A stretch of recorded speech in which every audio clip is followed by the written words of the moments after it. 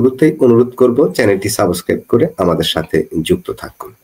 জি তরুণদা, ভারতীয় গণমাধ্যম এবং সোশ্যাল মিডিয়ায় একটা বিষয় বেশ আলোচিত হয়েছে, সেটি হচ্ছে হাসিনা পুতিন বৈঠক। অর্থাৎ শেখ হাসিনার সাথে পুতিন একটা বৈঠকের সম্ভাবনা, আদৌ কি ওই বৈঠকটা কি হয়েছিল কিনা, আদৌ কি এটা সম্ভব কিনা, যে কথাটা রটেছে, বিশেষ করে আমরা ভারতীয় গণমাধ্যম এবং সোশ্যাল মিডিয়ায় এই বিষয়গুলো দেখেছি। বাংলাদেশেও কেউ কেউ এ বিষয়ে কন্টেন্ট করেছে। এই বিষয়টা সম্পর্কে আপনার কাছে কি তথ্য আছে? কি এই খবরটা প্রথম ব্রেক করি কিন্তু আমি।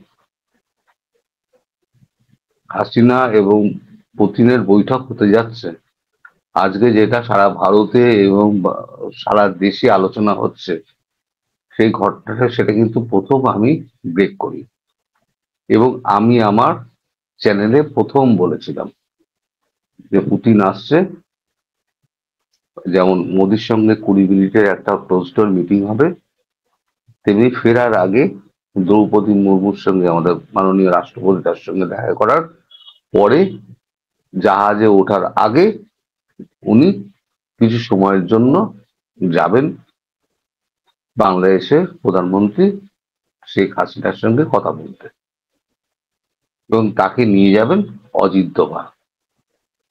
আমার এই 7 দিন আগের ভিডিও দেখবেন, সেখানে আমি প্রথম বলেছিলাম। তারপর আমার কন্টেন্টের বিরোধিতা করে, মানে ডিরেক্টলি আমার বিরোধিতা কেন ভারতবর্ষের কোন সাংবাদিকই করেননি, কিন্তু নাম মানে বিরোধিতা মানে কি, মানে সরাসরি কিছু না বললেও মানে ঘুরিয়ে বলা হচ্ছে যে এরকম কোনো খবর নেই, কারণ লিস্টিং এ নেই। একটা নেতার সঙ্গে যখন দেখা করে তখন তার একটা লিস্টিং হয়, সেই অনুযায়ী সময় নির্ধারিত হয়। আমার বক্তব্য হচ্ছে, ধরুন একটা নির্বাচিত প্রধানমন্ত্রী একটা দেশ থেকে, তার সঙ্গে একটা রাষ্ট্রপ্রধান দেখা করবেন, সেটা কি গভর্নমেন্ট লিস্টিং এ থাকবে? কখনোই থাকবে না। তুলসী গ্যাবার্ড আমি যখন করেছিলাম, ওটা আমি ব্রেক করেছিলাম। তুলসী গ্যাবার্ড দেখা করেছেন শেখ হাসিনার সঙ্গে। প্রথমে সবাই গুজব গুজব গুজব করে আমার গুজববাজ রটিয়ে দিল। 1 মাস বাদে প্রতিষ্ঠিত হলো যে হ্যাঁ, তুলসী গ্যাবার্ড মোদির সঙ্গে দেখা করার পর গিয়ে শেখ হাসিনার সঙ্গে দেখা করে কথা বলে এসেছিলেন, পরে প্রতিষ্ঠিত হলো। ততক্ষণে আমার গুজববাজ ট্যাগ করে গেছে। হচ্ছে এইটা। এটাও এখন লোকে কিছুটা অস্বীকার, মানে সন্দিহান আছে, কিন্তু দেখাটা হয়েছে, কথাও হয়েছে, সংক্ষিপ্ত সময়ের জন্য দেখা হয়েছে এবং সংক্ষিপ্ত কথাবার্তা হয়েছে। এবং তারপরে যার সঙ্গে, অজিত দোভালের সঙ্গে যিনি গেছেন, তারপরে যিনি গেছিলেন সেটা হচ্ছে রাজনাথ সিং। এটাও আপনাকে বলে রেখে দিই, আজকে আপনার চ্যানেলে আমি বললাম। কিন্তু এই কথাবার্তা কি হয়েছে সেটা আমি জানলেও আমি ভিডিও করবো বলেছিলাম, একটা পোস্টও দিয়েছিলাম, তারপর আমি পিছিয়ে এসেছি যে এটা আমার রাষ্ট্রের পক্ষে ঠিক হবে না বলাটা, ফলে আমি আর ওটা নিয়ে কোনো কথা বলবো না। তবে দেখা হয়েছে, কথাও হয়েছে, এবং সেখানে রাজনাথ সিং পরে উপস্থিত হয়েছিলেন। তারপরে উনি, এটা আমি বলেছিলাম আগে ডিনার করে তারপরে উনি প্লেনে ওঠার আগে দেখা করবেন, এটা উল্টো হয়ে গেছে। উনি আগে দেখা করেছেন, তারপর দ্রৌপদী মুর্মু মাননীয় রাষ্ট্রপতি তার কাছে গেছেন, উল্টো হয়ে গেছে ব্যাপারটা। এর বাইরে আমি কিছু বলতে পারবো না।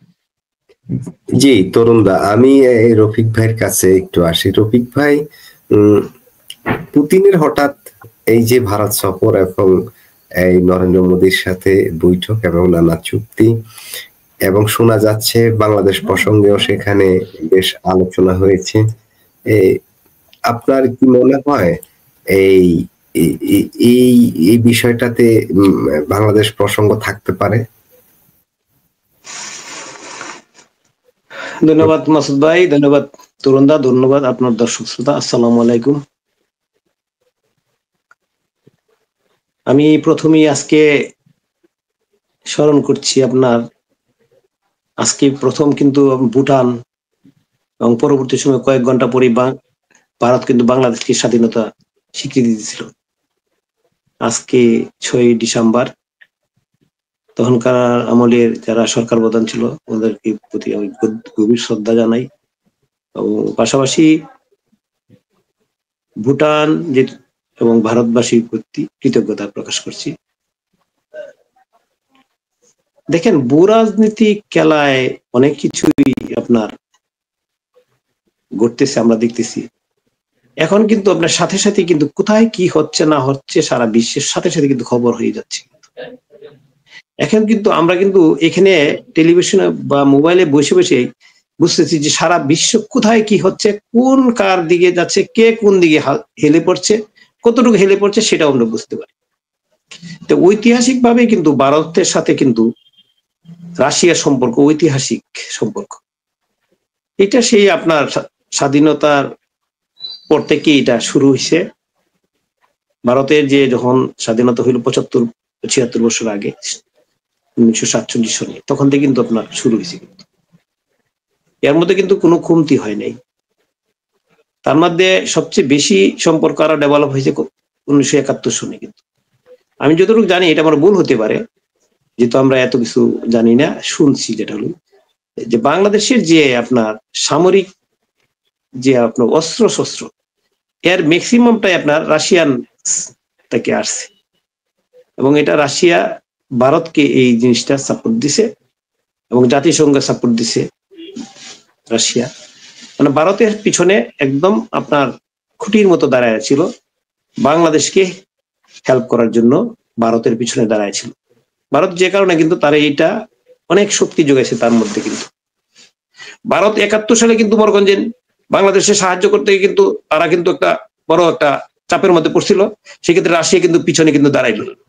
এখন কিন্তু দেখেন, পুতিন যখন যুদ্ধ করতে গেল ইউরোপের সাথে, সেক্ষেত্রে কিন্তু ভারত কিন্তু তাদের পিছনে দাঁড়াইছে। তার মানে কি তাদের সম্পর্ক বন্ধুত্ব সম্পর্ক, গভীর বন্ধুত্ব। সেক্ষেত্রে দেখেন, ভারতের একটা প্রবলেম হবে, এটা কিন্তু পুতিন কখনো রাশিয়া কখনো কিন্তু এটা মানবে না। এটা কিন্তু আপনাকে আমাদেরকে বিবেচনা করতে হবে। সেক্ষেত্রে ভারত এখন বর্তমান সময়ে কিন্তু একটা আমাদের বাংলাদেশের ব্যাপার নিয়ে একটু কিন্তু তারা কিন্তু মানে একটা কি বলে আপনার পলিসিগত দিক দিয়ে কিন্তু একটা অস্বস্তি অবস্থায় আছে। কিন্তু কারণ বাড়ির কাছে যদি যত ছোটই হোক না কেন, যত ছোটই হোক, বাড়ির কাছে যদি খেসাল থাকে, কোনো গ্যাঞ্জাম থাকে, তাহলে কিন্তু ওই পাশের যে বড় বাড়িটাও কিন্তু চিন্তা করে যে আমার বাড়িতে কিছু প্রবলেম হয় না কি না। এটা কিন্তু তার একটা বিরাট আর উদ্বিগ্নতা হয়। ইন্ডিয়ার যে আপনার বর্তমান মোদী সাহেব আছে, দেখেন আপনি তার আপনার বুদ্ধিটা আপনি দেখেন, আপনি তার যে সে যে রাজনৈতিক পলিসি যে খাটাচ্ছে, দেখেন আপনি এই দিক দিয়ে দেখেন, চীন তাদের এক সময় বিরাট শত্রু হিসেবে আবির্ভূত হইল। আমেরিকাও কিন্তু বন্ধু শত্রু। এখন দেখেন 3টা দেশকে কিন্তু তারা কন্ট্রোল করে নিয়ে গেছে। রাশিয়া তাদের কন্ট্রোলে, চীনও কন্ট্রোলে, আমেরিকাও কন্ট্রোলে। তো এইগুলিকে আসলে বোঝার কে আছে। সুতরাং পুতিন আর এই যে আপনার মোদী সাহেবের যে আপনার বৈঠক, সেক্ষেত্রে যে আমাদের দেশ নিয়ে যে আলোচনা হয়েছে না, এটা কিন্তু অস্বীকার করার কোনো সুযোগ না। অবশ্যই আপনার আলোচনা হয়েছে। এবং আরেকটা জিনিস, যে আলোচনা যদি নাই হইতো, দেখেন আপনি এখানে গেলে এগ্রিমেন্ট যেটা ওপেন আসছে, আমরা যেটা শুনছি যে একটা প্রতিরক্ষা চুক্তি করছে, যেটা হলো ভারত, যেহেতু ভারতের কিন্তু ভারত ছাড়া অন্য কোথাও ঘাঁটি নাই তাদের, কিন্তু রাশিয়ার কিন্তু বিভিন্ন জায়গায় কিন্তু সামরিক ঘাঁটি কিছু কিছু আছে, কিন্তু আফ্রিকাতে আছে, মধ্যপ্রাচ্যে আছে, আরো কিছু কিছু আছে, বা তাদের নৌবহর আছে, বিভিন্ন ধরনের আছে, তার সাবমেরিন আছে।